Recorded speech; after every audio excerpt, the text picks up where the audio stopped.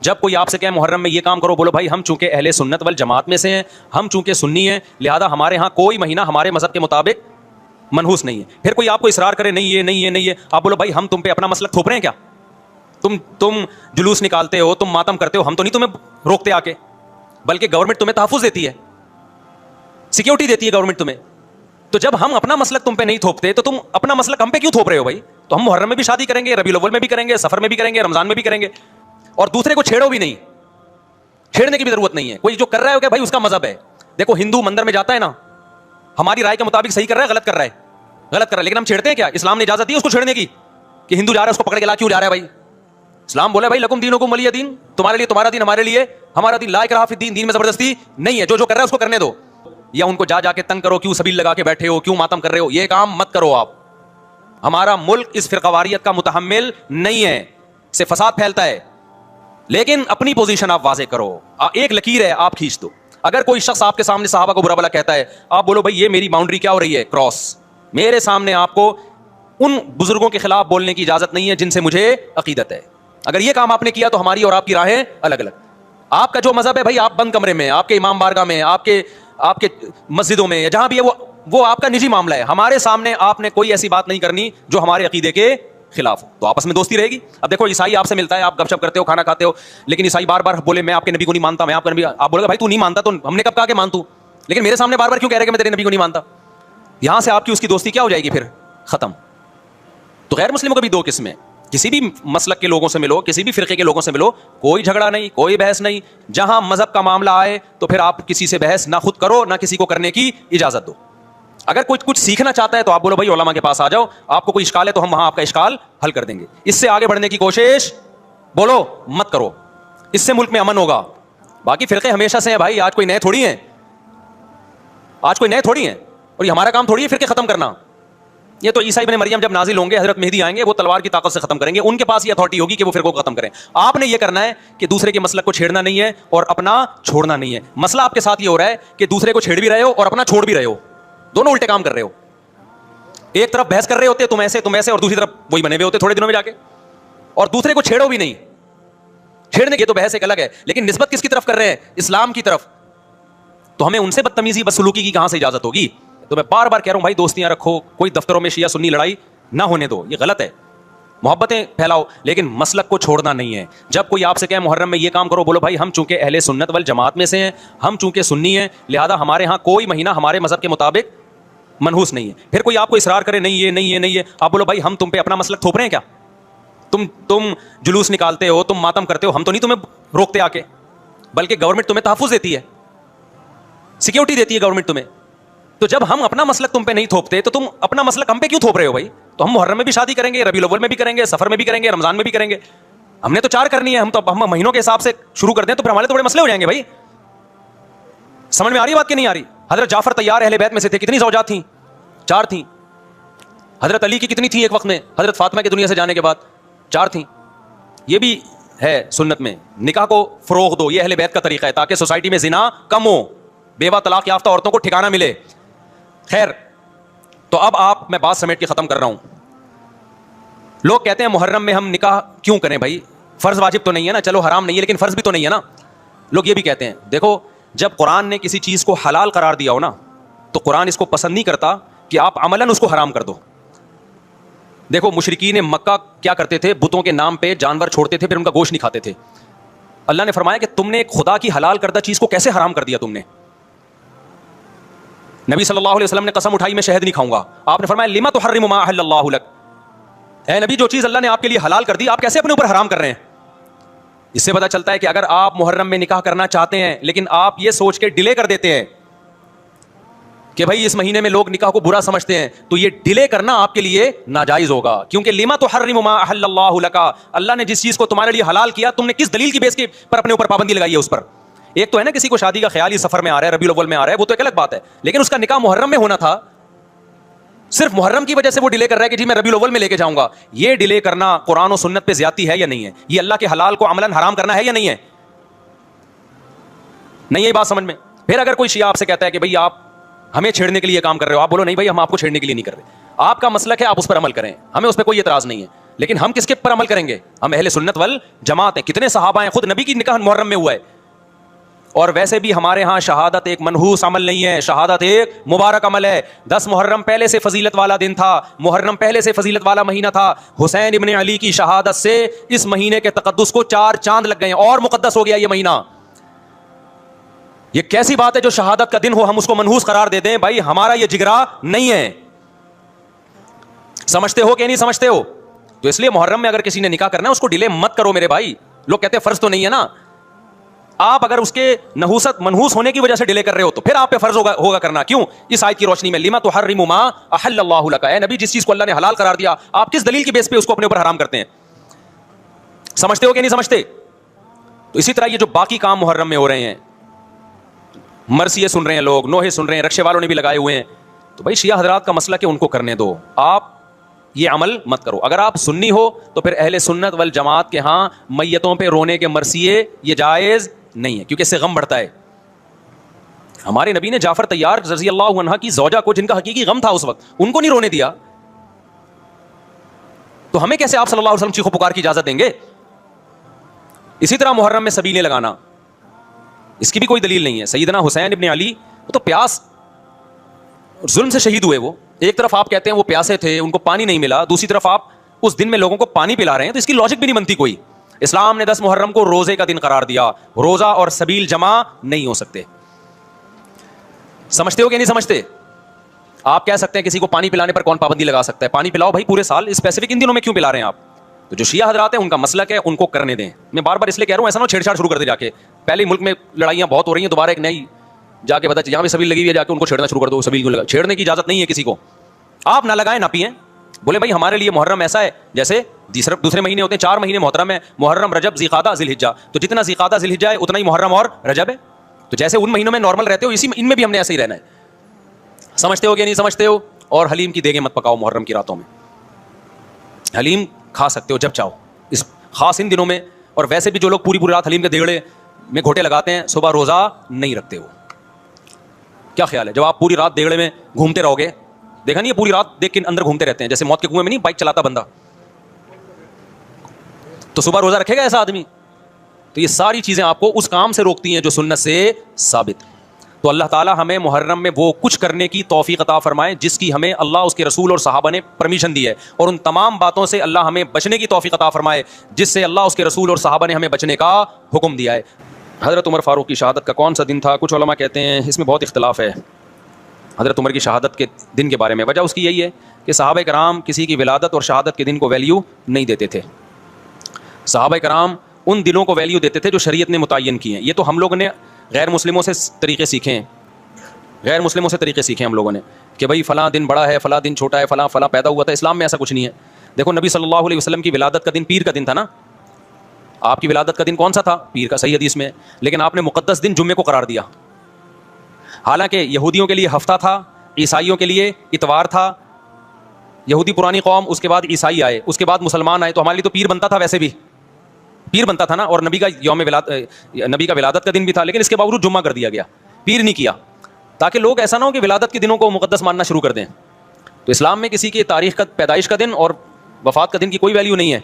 اور نبی صلی اللہ علیہ وسلم نے پیر کا روزہ بھی رکھا ہے تاکہ یہ کانسیپٹ اور کلیئر ہو جائے کہ میرا یوم ولادت عید کا دن نہیں ہو سکتا. اس کو عید میلاد النبی نہیں کہہ سکتے کیونکہ روزہ اور عید جمع نہیں ہوتے. سمجھتے ہو کہ نہیں سمجھتے؟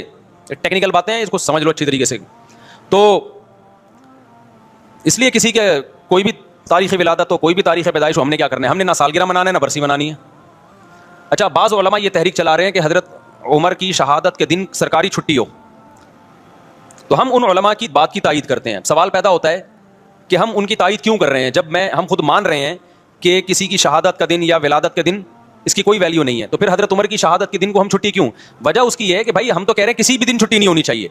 لیکن یہ عجیب بات ہے، حضرت علی رضی اللہ تعالیٰ عنہ، ان سے محبت بھی ہمارے ایمان کا جز ہے، ان کی شہادت کے دن یا حضرت حسین کی شہادت کا دن، ان کو تو آپ چھٹی کے دن قرار دے رہے ہو، پھر حضرت عمر کو قرار نہیں دے رہے. یہ پھر ناانصافی ہے.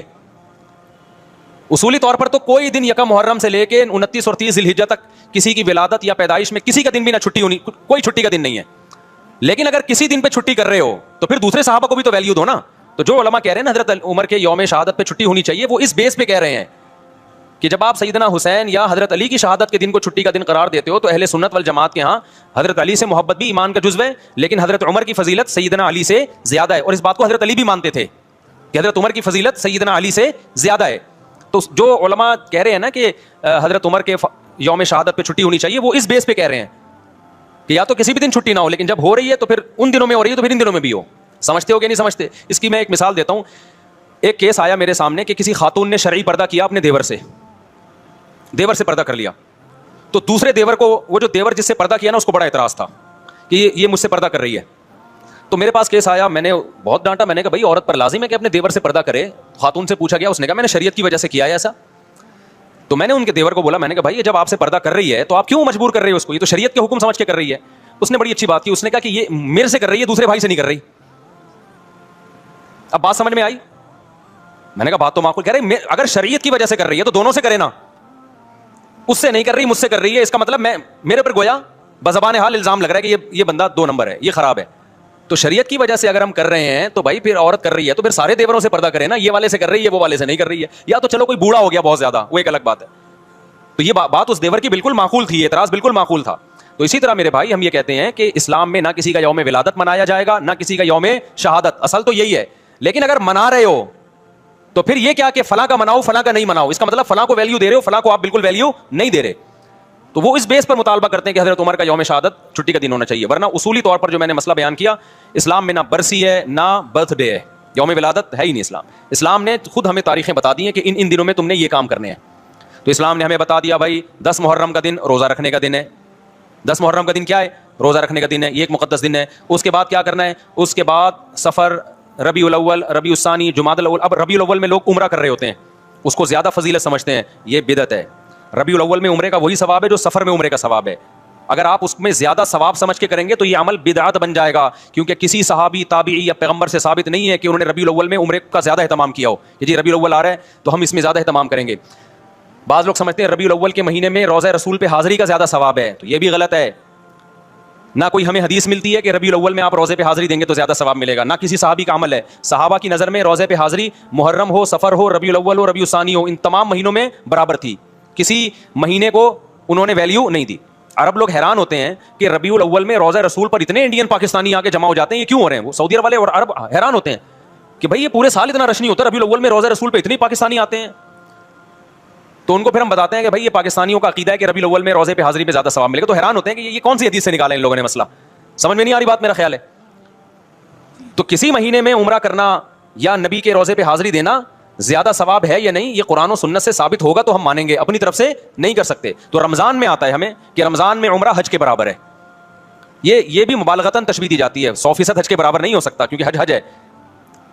لیکن نبی صلی اللہ علیہ وسلم نے اس کی فضیلت کو بیان کرنے کے لیے کہ گویا حج کے برابر ہے. آگے پھر علماء کی اس پہ بحث ہے, اس حدیث کا کیا مطلب ہے, ابھی میں اس میں نہیں جاتا. بتانے کا مقصد یہ کہ رمضان میں عمرہ یہ بہرحال دوسرے مہینوں سے زیادہ ثواب. تو اگر آپ رمضان میں عمرہ کر رہے ہیں, رمضان میں روزہ رسول پہ حاضری کر دے رہے ہیں, اس بیس پہ کہ رمضان میں عبادت کا ثواب بڑھ جاتا ہے, تو پھر روزہ رسول پہ حاضری کا ثواب بھی بڑھے گا اور مسجد نبی میں حاضری کا ثواب بھی بڑھے گا رمضان میں.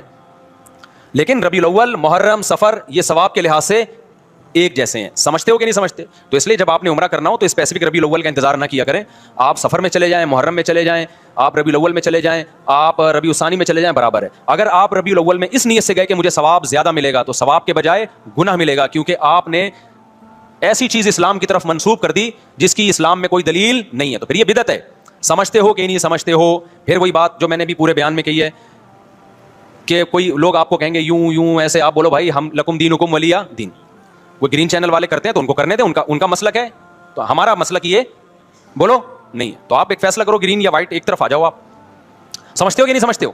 تو ہماری نظر میں سارے مہینے برابر ہیں. رمضان میں زیادہ ثواب ہے, رمضان میں تو ہر عبادت کا ثواب کئی گنا بڑھ جاتا ہے, تو عمرے کا بھی ثواب بڑھے گا, ظاہر ہے. تو یہ برسی نہیں ہے اسلام میں, نہ یوم ولادت ہے یا نہ یوم وفات ہے. ہاں تو اسلام نے کیا کیا کہ رمضان کا مہینہ رکھا, ربیع الاول کا نہیں رکھا, ربیع الثانی کا نہیں رکھا, جمادی الاولیٰ, جمادی الثانی, رجب, شعبان, رمضان کا پھر مقدس مہینہ. پھر اسلام نے ہمیں یکم شوال کا مقدس دن قرار دیا, وہ عید کا دن ہے, وہ بھی نہ کسی کی ولادت نہ کسی کی وفات. پھر 10 ذی الحجہ بقرہ عید کا دن ہے, وہ بھی نہ کسی کی ولادت نہ کسی کی وفات, وہ ابراہیم علیہ السلام کی قربانی کا دن ہے. پھر یکم محرم اسلامی سال کی ابتدا ہو رہی ہے اور سال تبدیل ہو رہا ہے, تو اسلامی سن ہجری کی ابتدا بھی ولادت سے نہیں رکھی بلکہ نبی کے ہجرت کے دن سے رکھی ہے, جس دن آپ نے قربانی دی, کوئی عمل کیا. سمجھتے ہو کہ نہیں سمجھتے؟ تو جو آپ صلی اللہ علیہ وسلم نے عمل کیا نا ہجرت کی, اس کو پہلا سال اسلامی قرار دیا گیا ہے, تاکہ جب وہ آئے تو ایک موٹیویشن ملے کہ بھائی قربانی ہے. قربانی دی تھی نبی صلی اللہ علیہ وسلم نے. تو اسلام میں نہیں ہے بھائی یہ ولادت اور وفات کے دن. سمجھتے ہو کہ نہیں سمجھتے؟ دیکھو اسلام وہ ہے جو اللہ رسول نے بتایا, اپنی طرف سے چلو گے نا تو ٹکا بھی نہیں ملے گا قیامت کے دن. اخبل طریقے سے آپ اللہ کو راضی کرنے کی کوشش کرو گے, اللہ راضی نہیں ہوگا, اللہ راضی نہیں ہوگا. حضرت عمر کہتے ہیں ایک واقعہ ہے کہ ایک پادری کو دیکھا جو رو رو کے نا نالیاں پڑ گئی تھیں, سوکھا ہو گیا تھا بالکل دبلا. حضرت عمر اس کو دیکھ کے رو پڑے, کہا کہ دنیا میں بھی اپنے آپ کو عذاب میں ڈالا, آخرت میں بھی عذاب میں, کیونکہ دین برحق کو فالو نہیں کر رہا, اپنی طرف سے اللہ کو راضی کرنے کی کوشش کر رہا ہے. آپ نے ایسے ہندو دیکھے ہوں گے جنہوں نے منتیں مانی بھی ہیں, کپڑے نہیں پہنتے, کھانا پینا چھوڑ دیا, سر منڈاتے ہیں. بدھسٹ کو میں نے دیکھا ہے ایسے, زندگی بھر کا عذاب, شادی نہیں کرتے, تو اپنے آپ کو ایک ٹینشن میں ڈال دیا, اور نیت یہ کہ بھگوان ہم سے خوش ہوگا. حالانکہ خدا خوش نہیں ہوتا کہ آپ سر منڈا کے گھومتے رہیں, کھانا پینا چھوڑ دیں اور آپ شادی بھی نہ کریں. کچھ ہوتے ہیں نا, ہندوؤں میں بھی ہوتے ہیں, بدھسٹ میں بھی ہوتے ہیں. ایک یوٹیوب پہ میں نے ویڈیو دیکھی, ایک ہندو کے جو پنڈت تھے انہوں نے کرالنگ کر کے سفر کیا پتہ نہیں کتنے کلومیٹر دور, اور کہا ہم نے منت مانی ہے کہ پیدل نہیں جاؤں گا, کرالنگ کر کے. وہ دہلی میں پتہ نہیں کون سے مندر میں, اتنا لمبا سفر. تو کیا آپ سمجھتے ہو کہ اللہ اس عمل سے خوش ہوگا؟ آپ نے اپنی دنیا کو بھی عذاب میں ڈال دیا اور آپ نے اپنی آخرت بھی برباد کر دی. چند صحابہ نبی کی خدمت میں آئے حضرت عائشہ کے گھر, تو انہوں نے نبی کا عمل پوچھا کہ نبی صلی اللہ علیہ وسلم کیا عمل کرتے ہیں. حضرت عائشہ نے بتایا کہ آرام بھی کرتے ہیں, تہجد بھی پڑھتے ہیں, کھاتے بھی ہیں, روزہ بھی رکھتے ہیں. انہوں نے کہا وہ تو پیغمبر ہیں بھائی, ان کے تو سارے اگلے پچھلی خطائیں معاف ہیں. ایک صحابی نے کہا میں ہمیشہ روزے رکھوں گا. ایک صحابی نے کہا میں ساری رات تہجد پڑھوں گا. ایک نے کہا میں گوشت نہیں کھاؤں گا. تو آپ صلی اللہ علیہ وسلم کو جب اطلاع ملی تو آپ خوش نہیں ہوئے. ہوتا تو یہ نا کہ آپ فرماتے ہیں ماشاء اللہ بھائی اتنی قربانی والے لوگ پیدا ہو گئے, اللہ کے لیے گوشت کھانا چھوڑ دیں گے, یہ اللہ کے لیے رات کو سونا چھوڑ دیں گے, سبحان اللہ. نا نا نا نا, آپ نے فرمایا کہ میں تو روزے بھی رکھتا ہوں اور ناغے بھی کرتا ہوں, میں تو گوشت بھی کھاتا ہوں, میں تو نکاح, ایک صحابی نے کہا میں نکاح نہیں کروں گا زندگی بھر, تاکہ اکیلا زندگی گزاروں اور اللہ اللہ کروں بیٹھ کے. یہی مطلب تھا نا, جب بیوی ہوگی بچے ہوں گے تو ٹینشنیں بھی آئیں گی نا. انہوں نے کہا نہیں میں بیوی بچوں سے دور رہوں گا, اپنی خواہش ہی نہیں پوری کروں گا, اپنی خواہش کو میں کچل دوں گا. دیکھنے میں تو بڑا جذبہ ہے بھائی, کیا خیال ہے کہ آپ کے اندر ایک خواہش پیدا ہو رہی ہے, آپ کو میں نے پوری نہیں کرنی ہے وہ, لیکن اس جذبے کو پیغمبر صلی اللہ علیہ وسلم نے پسند نہیں کیا. نارمل زندگی گزارو. آپ نے فرمایا میں تو نکاح بھی کرتا ہوں اور میں تو روزے بھی رکھتا ہوں, ناغے بھی کرتا ہوں, اور میں تو رات کو آرام بھی کرتا ہوں, نیند بھی کرتا ہوں اور نماز بھی پڑھتا ہوں. آپ نے فرمایا جو میرے طریقے سے ہٹ کے اللہ کو راضی کرنے کی کوشش کرے گا وہ مجھ میں سے نہیں ہے, میرا امتی نہیں ہے, اور ظاہر ہے پھر اس کی بخشش قیامت میں نہیں ہوگی. اخبل طریقے سے اگر آپ قربانیاں دینا شروع کر دو گے, اس قربانی کی اللہ کے ہاں کوئی قدر نہیں. دیکھو ایک آخری مثال دے کے بات ختم کرتا ہوں. ہم رمضان میں روزہ رکھتے ہیں غروب آفتاب تک, غروب آفتاب کے بعد افطار میں جلدی کرتے ہیں. اگر کوئی فنٹر گیری شروع کر دے کہ میں نے جناب 15 گھنٹے کا روزہ رکھ لیا, سب نے رکھا, میں اللہ کی خاطر 1 گھنٹہ اور بھوک برداشت کروں گا, تو ثواب ملے گا گناہ ملے گا؟ گناہ. بھائی جب تک اللہ نے کہا تھا بھوک ہے, اب اللہ نے پابندی ہٹا دی, تو اب اگر تو پانی نہیں پی رہا تو اس سے اللہ خوش نہیں ہوگا. اب یہ تیری اپنی بنائی ہوئی ہے. تو خوب سمجھ لو, بدعت جب ہم کرتے ہیں ہم اپنی طرف سے پیغمبر کو خوش کرنے کی کوشش کر رہے ہوتے ہیں, ہم اپنی طرف سے اللہ کو خوش کرنے کی کوشش کر رہے ہوتے ہیں, لیکن اللہ کہتا ہے کہ یہ تمہارا اپنا گڑا ہوا طریقہ ہے, یہ میں نے نہیں بتایا, لہذا اس سے میں خوش نہیں ہوں گا. پبلک میں واہ واہ ہو جائے گی مگر میں اس سے خوش نہیں ہوں گا. تو اس لیے ہم نے صرف وہ کرنا ہے جو اللہ رسول نے بتایا ہے. بدعت کے قریب نہیں جانا ہم نے, نہ ربیع الاول میں جانا ہے, نہ ہم نے محرم میں جانا ہے.